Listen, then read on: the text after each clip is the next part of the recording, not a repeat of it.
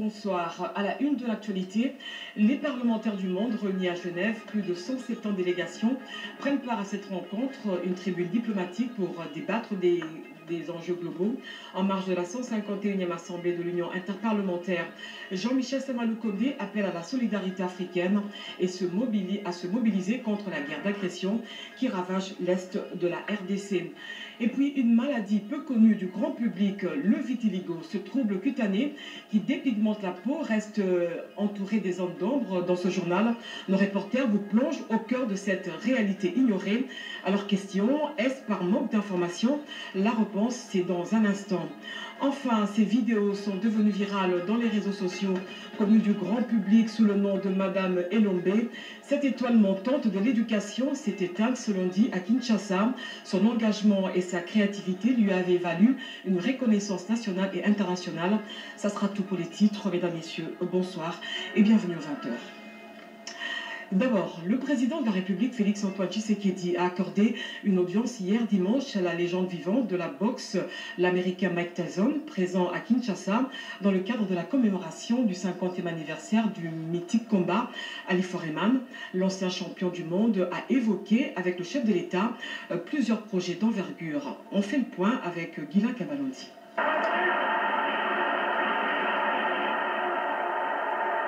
Le combat du siècle de 1974 en République démocratique du Congo, alors Zaïre, opposant Mohamed Ali à George Foreman pour les titres de champion du monde, fête ses 50 ans.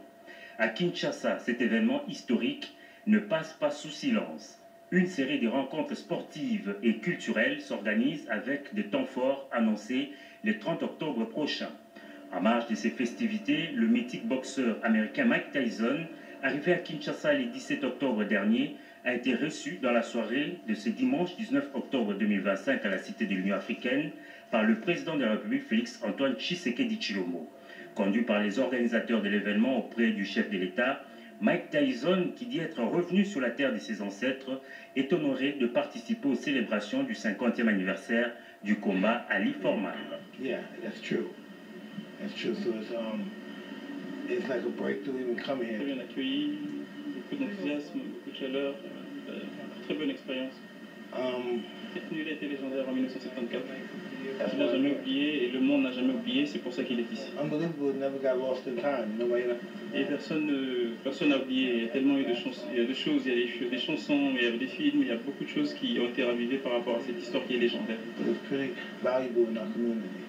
L'enthousiasme suscité par l'arrivée du boxeur américain à Kinshasa réjouit l'organisateur de l'événement qui bénéficie pour sa réussite de l'appui du premier citoyen du pays. Mais nous sommes contents de l'impact et de l'accueil qu'a eu Mike Tyson et je suis content d'avoir cru en ce projet avec la mission spéciale par un mandat qui m'a été donné par le président de la République de réaliser cela et je crois que non seulement le Congo, mais le monde a apprécié la visite de Mike Tyson à Kinshasa. L'affiche du programme du 30 octobre s'annonce donc alléchante, comme l'explique le président de la Fédération congolaise de boxe. La WBC s'est présentée, il y a aussi les combats de IBO. Esther d'abord est la championne olympique, championne aussi d'Afrique et championne du monde. Il y a Junior Makabou, il y a Tchama, il y a Pita, il y a Niembo Zizel, il y aura des beaux combats d'ailleurs. Je vous invite d'être là. Mes remerciements surtout au président de la République et grâce à lui que nous allons réaliser tout ça. Ce 30 octobre sera donc l'occasion de célébrer l'héritage du combat de 1974 qui a placé Kinshasa sous les projecteurs du monde entier.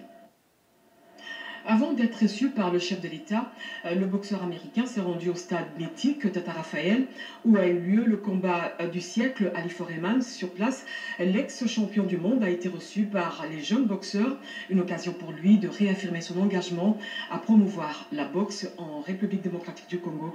Iverson Kawawa. 50 ans après le mythique affrontement entre Mohamed Ali et George Foreman au stade Tata Raphaël, le 30 octobre 1974, le jeune sportif s'apprête à raviver la mémoire collective autour de ces moments historiques du sport mondial. C'est ici que le plus grand combat du siècle a été organisé. Son arrivée ici, non seulement que c'est une fierté pour la nation, ça montre aussi que la RDC a une histoire. RDC a une page d'histoire, surtout dans le milieu sportif. Au stade Tata Raphaël, où a eu lieu le combat du siècle, les jeunes se disent très reconnaissants pour la présence de l'ancien boxeur américain Mike Tyson qui rend hommage à cet événement historique qui a placé la République démocratique du Congo au centre du monde sportif.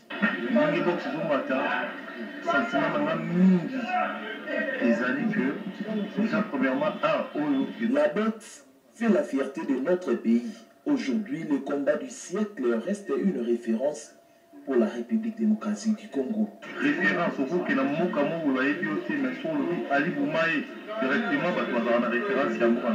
Si la RDC est connue pour ses grandes légendes de la boxe, c'est grâce à l'organisation du combat du siècle entre Mohamed Ali et Georges Foreman au Zaïre. L'État est appelé à promouvoir le jeune talent, estime ces boxeurs quinois. 50e anniversaire de Mohamed Ali. J'ai vu le champion du monde Mike Tyson ici à Kinshasa. C'est un honneur pour notre boxe qui est considéré à travers le monde.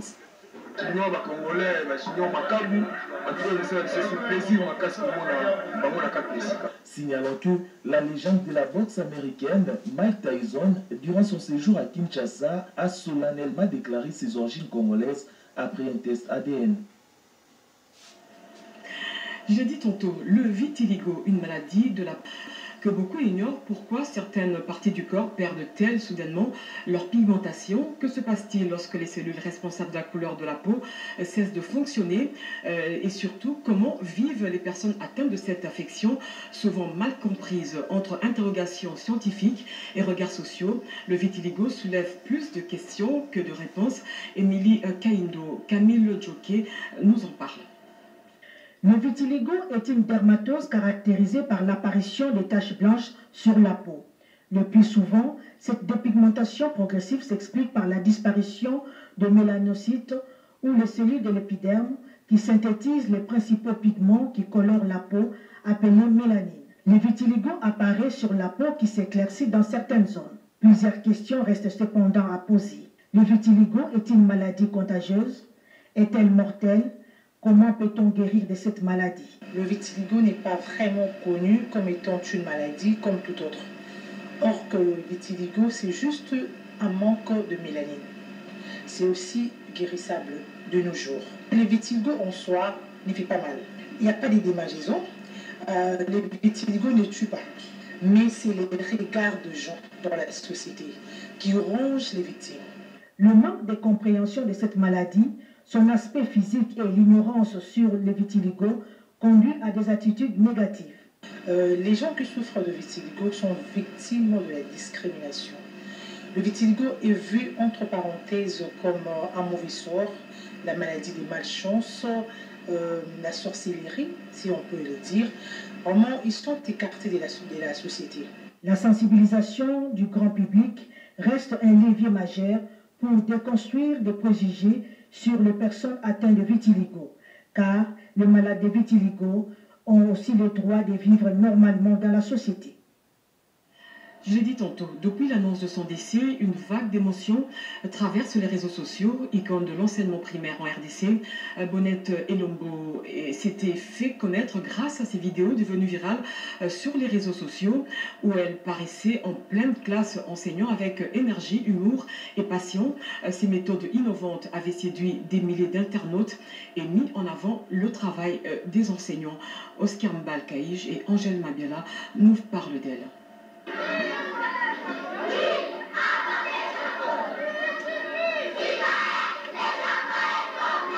Avec sa manière particulière de transmettre le savoir aux élèves, elle reste la maîtresse la plus stylée de la République démocratique du Congo, voire la plus célèbre. Bonnette Elombo, ses vidéos devenues virales sur la toile atteignant aussi plus de 300 millions d'abonnés. La star de la Crie Blanche enseigne à l'EP2 à Yolo Sud. Ses élèves habitués avec cette ambiance sont très matinales pour ne pas manquer cette chaleur maternelle. Est-ce que vous allez m'oublier? Est-ce que vraiment vous allez m'oublier? Bisous madame. Bisous madame. Elle enseigne une trentaine d'élèves de l'école primaire. Sa devise, c'est de faire entrer la joie pour que ses élèves soient disposés à apprendre. Ces animations matinales ont même emballé les élèves d'autres classes. Il y a des enfants stressés à partir de la maison, mais Madame Elombe fait en sorte de les égayer.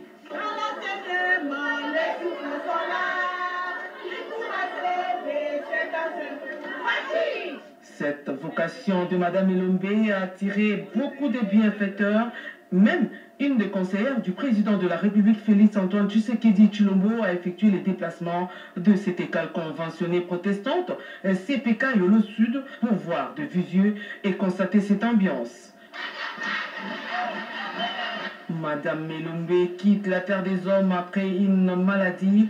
Ses élèves habitués à cette ambiance ne savent plus à quel sens se vouer. C'est une gaieté qui manquera à tout jamais à ces écoliers autant qu'elle les aura marqués. Adieu, Madame Morette Elombe. Merci pour le service rendu au bleu-blanc et au milieu d'abonnés sur la toile. Voilà. Le voyage inaugural du train express Kinshasa-Matadi a eu lieu avec succès, marquant ainsi une nouvelle ère pour le transport ferroviaire en RDC pour les usagers. Avec la reprise de ce trafic, cela va permettre de réduire les embouteillages à travers la ville. Pierre Mbouillou.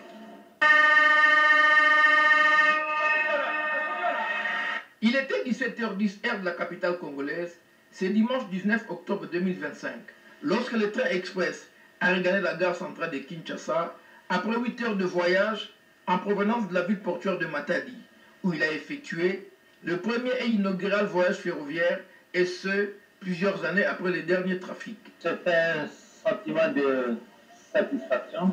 Nous avons mis ces services à la disposition de la population. Nous voulons que la population s'en serve d'une manière correcte. On dit toujours que le chemin de fer, c'est le meilleur moyen de transport. C'est un investissement lourd que nous permet de faire à notre disposition, que l'ensemble, chacun a ce qui nous concerne. Prenne en charge cet investissement pour que nous puissions aller de là. Parti de Matadi à 8h30 heure locale, ce train qui a roulé à une vitesse normale sur les rails a traversé la trentaine de gares longeant cette voie ferrée, dans une liesse de la population riveraine et de certains clients. Moi j'ai apprécié, parce que ça fait plus de 15 années ou plus que je fais la route de la voie ferrée. Donc vraiment il y a une appréciation positive. Ici est noté que la reprise du trafic ferroviaire Kinshasa-Matadi, qui va combattre les embouteillages sur la route nationale numéro 1, constitue également les redressements socio-économiques de la République démocratique du Congo dans sa partie maritime et portuaire. En marge de la 151e Assemblée de l'Union interparlementaire qui se tient à Genève, une réunion préparatoire s'est tenue. Le président du Sénat, Jean-Michel Samaloukonde, y a sollicité le soutien du groupe géopolitique africain face à la guerre d'agression dans l'est de la RDC qui continue de causer plusieurs morts et des déplacés internes. Janine Kalinga, bienvenue Lusala et Julien Piana. À la réunion préparatoire de la 151e Assemblée de l'Union interparlementaire à Genève en Suisse, le président du Sénat congolais Jean-Michel Samaloukonde Kyenge a pris la parole pour solliciter le soutien des membres du groupe géopolitique africain de l'Union interparlementaire sur les questions sécuritaires et humanitaires dans la partie est de la République démocratique du Congo. Porteur du message de la République démocratique du Congo suivant la vision du président de la République Félix Antoine Tshisekedi Tshilombo, le speaker de la Chambre des sages n'a pas manqué de souligner l'urgence qu'il y a de soutenir tous les processus dans lesquels la République démocratique du Congo s'est engagée pour la paix, tout en rappelant que les parlementaires ont le devoir de travailler pour la paix, la démocratie et le social des populations. Je voudrais ici porter l'attention du groupe africain que nous, en tant que parlementaires, nous avons le devoir de travailler pour la paix, la démocratie et surtout le social de nos populations, particulièrement sur le volet humanitaire.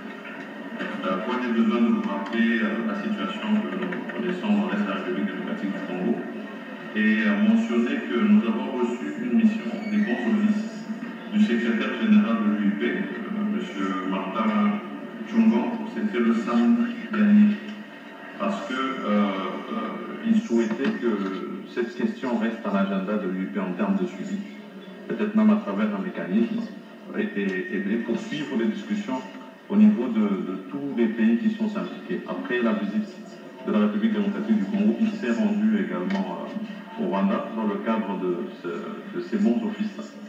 Et donc, nous allons recueillir, demander dans notre intervention au niveau de l'Assemblée des présidents que nous ayons bien sûr le soutien aux différents processus dans lesquels nous sommes engagés pour la paix dans cette partie du pays. Présidée par Angela Tokizala Didier, présidente de l'Assemblée nationale de l'Afrique du Sud, cette réunion a validé la démarche du speaker de la Chambre des sages du Parlement congolais, jugée fondée. La délégation congolaise conduite à ces assises par le président du Sénat est composée de quelques députés nationaux et sénateurs, ainsi que de quelques membres de l'administration du Sénat. Et puis le ministre du Tourisme, Didier Mazenga, séjourne à Bruxelles où il prend part au Forum mondial du tourisme. Ce grand rendez-vous réunit décideurs politiques et acteurs du secteur autour du thème « Redéfinir le tourisme dans un monde en mutation ». Une tribune pour la RDC de faire valoir la vision de la vision de la RDC et ses potentialités. Willy Atunakov, notre envoyé spécial. Dans son intervention magistrale, après celle du président de l'Institut du Forum mondial et du secrétaire général de l'ONU Tourisme, au nom du président de la République, Félix Antoine Tshisekedi Tshilombo, invité des marques de ses assises devant une centaine d'invités venus de différents pays, dont les décideurs politiques, ses pairs ministres, les scientifiques et les opérateurs publics et privés du secteur du tourisme. C'est lundi 20 octobre, à l'occasion du lancement officiel de cette réunion annuelle du Forum mondial du tourisme sur les thèmes redéfinir le tourisme dans un monde en mutation. Le ministre congolais du tourisme, Didier Mazenga Mokanzu, qui a pris une part active à ces assises, s'est dit personnellement ravi du fait que les organisateurs aient associé la République démocratique du Congo à ces travaux. Pour ma part, en plein XXIe siècle, la redéfinition du tourisme est captée comme une action ciblant non plus seulement les loisirs, mais un système complexe qui intègre l'hébergement, le transport et autres activités en s'adaptant aux enjeux actuels, notamment le changement climatique, tout en demeurant un vecteur de développement économique, social et de découverte. La République démocratique du Congo, sous le leadership éclairé de son Excellence Félix Antoine Tshisekedi Tshilombo, président de la République, chef de l'État, avec la coordination de Madame la Première ministre, chef du gouvernement, Zilip Soumou Toluka, s'est déjà mise sur le voie de la rénovation du secteur du tourisme. Signalons qu'après Bruxelles, en Belgique, le patron de l'industrie touristique en RDC, qui tient visiblement à promouvoir ces secteurs restés longtemps sous-exploités, se rendra le 25 octobre prochain à Dubaï, capitale des Émirats Arabes Unis, où il devra participer au sommet sur l'investissement et le tourisme entre l'Union Arabe Unie et l'Afrique. Depuis Bruxelles, Willy Atunakov Kakumba Balala Kapurkusu, RTNC.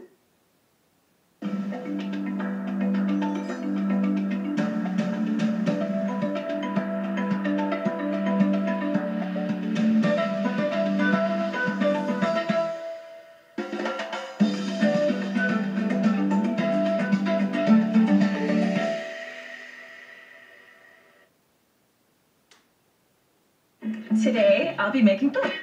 Tando! Upgrade your bob!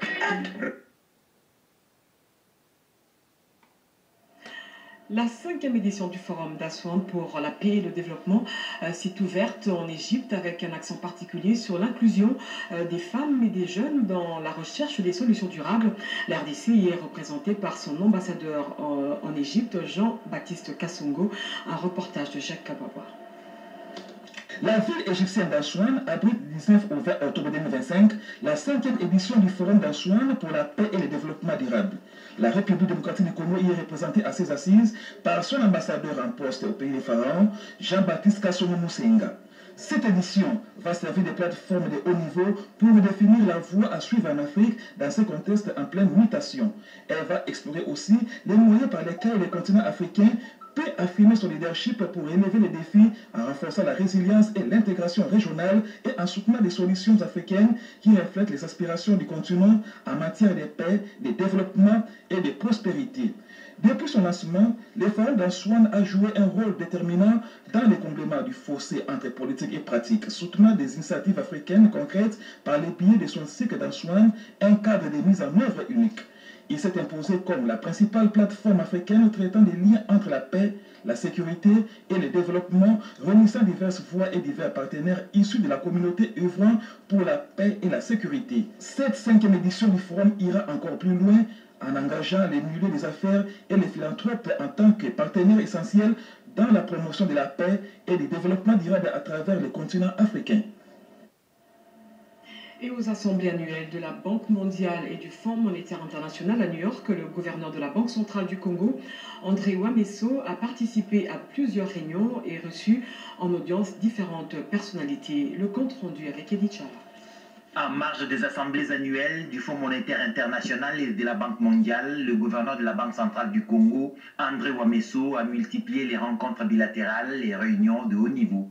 Le 15 et le 16 octobre, mercredi, il a accordé une audience à Oliver Jenkins, président du groupe Visa en charge des marchés mondiaux. Les échanges ont porté sur les activités de Visa en République démocratique du Congo, ainsi que sur les perspectives de collaboration, notamment dans le domaine de la digitalisation et des innovations liées aux moyens de paiement. Le gouverneur a ensuite tenu une réunion de travail avec Claudio Sgarlata, directeur général de la société Gesset Pasdevient, partenaire historique de la Banque centrale du Congo depuis 1970 dans la production des billets de banque.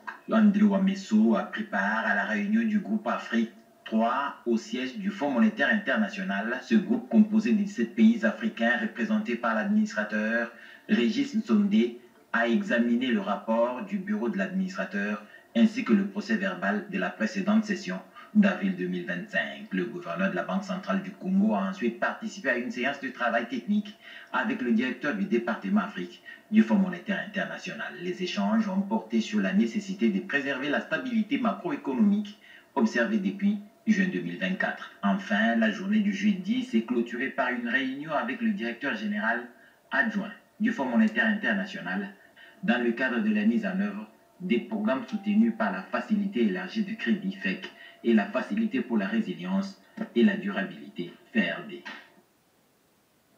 Le vice-premier ministre, ministre de la fonction publique Jean-Pierre Liaou, a reçu ce lundi Denis Chamillier, président du groupe Finactu. Ils ont évalué plutôt l'appui technique de cette structure de la SENSAP dans le cadre de la réforme de la sécurité sociale des agents publics de l'État. Nadine Kilocho, Cédric Nina et Moki Maluma.